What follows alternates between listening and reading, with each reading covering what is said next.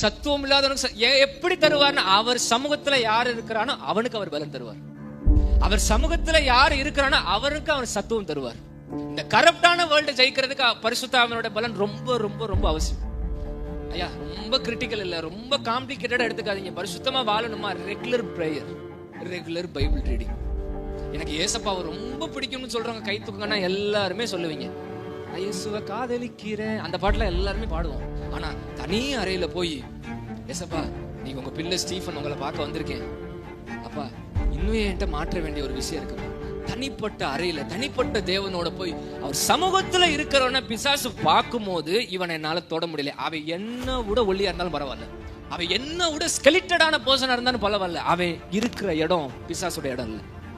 அவன் நிற்கிற இடத்துல என்னால துளியளவன் இருக்க முடியாது. அவன் தந்திரமுள்ளவனா இருக்கட்டும், அவன் எல்லாரும் ஏமாத்தினவதான் இருக்கட்டும். ஆனா நான் சொல்றேன், நம்ம எங்க நிக்கிறோன்ற இடம் ரொம்ப முக்கியம் உள்ளது.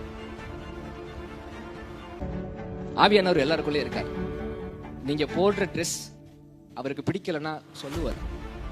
சட்டை போடாதீங்க, பேண்ட் போடாதீங்க, டிஷர்ட் போடாதீங்க கேர்ள்ஸ், நான் சொல்லவே மாட்டேன். அவர் எல்லாருக்குள்ளேயும் இருக்கார்.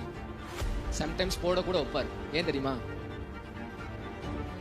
கிரேக்கனுக்கு கிரேக்கனா மாத்துவார், எபிரேனுக்கு எபிரேனா மாத்துவார். இந்த காலத்தினுடைய ட்ரெண்டை புரிஞ்சு நீ மாறு, ஆனா அவன் சாயலுக்கு நீ இல்லை, என் சாயல்ல நீ இப்படியே இருந்து அவனை மாறவேன்னு சொல்லுவார்.